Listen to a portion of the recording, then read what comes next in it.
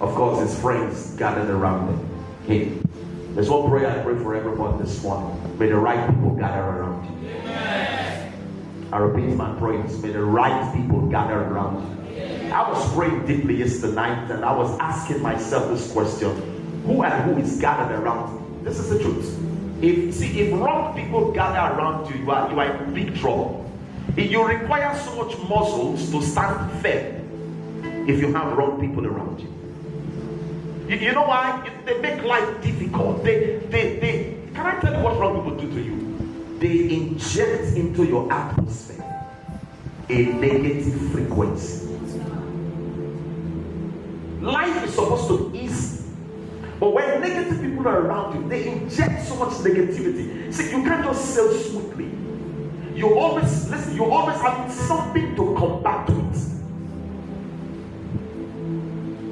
I prayed for like 2 to 3 hours on this subject matter, rolling on my phone. Look at your neighbor and say, I pray for you this morning. Look at your neighbor and say, I pray for you this morning. Oh, come on, say, I pray for you this morning. And make it last. Say, I pray for you this morning. May the right people gather around you. May the right men gather around you. In the precious name of Jesus. One of the things I told God in the night hours is that if there are people you need to take away far from my life, take them away. If there are people I've been trying to keep, and to just take them away.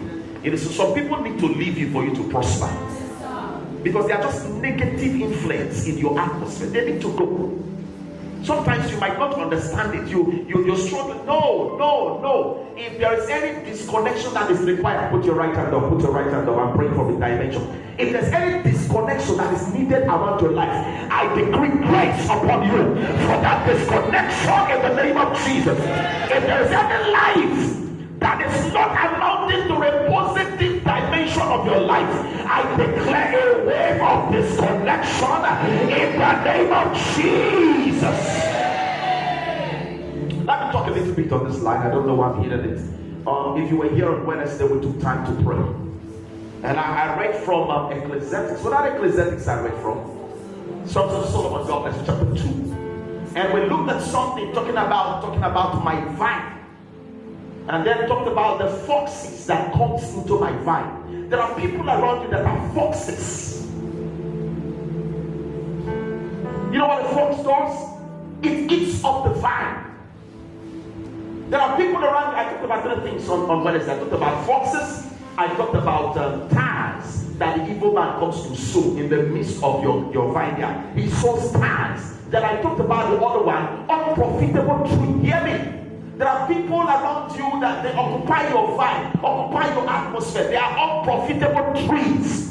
I pray this morning, every tree that has occupied your land, occupied your territory, that is unproductive, may the Lord uproot that tree. May the Lord uproot that tree.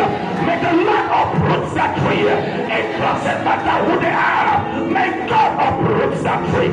If your strength is not strong enough to uproot it, may God give you the energy. May He give you the power. May He give you the ability to uproot them. From the east, from the west, from the north, from the south, in the name of Jesus. I told them on Wednesday that there's one thing unprofitable tree does in your land. You know what it does? It keeps sucking the nutrient. The nutrients that the soil, listen, the nutrient that the soil is supposed to be supplied to your vine, for your vine to produce beautiful grapes. Unproductive trees keep sucking the nutrients. And sucking the nutrients. You know what they do? They reduce the strength of the productivity of your vineyard. Lift your hands one more time. Lift your hands and say, my vineyard, I speak in the realm of the spirit over my vineyard. Everything that has been lost to an unprofitable tree, let there be restoration. Let there be restoration. I decree fresh nutrients into my vineyard.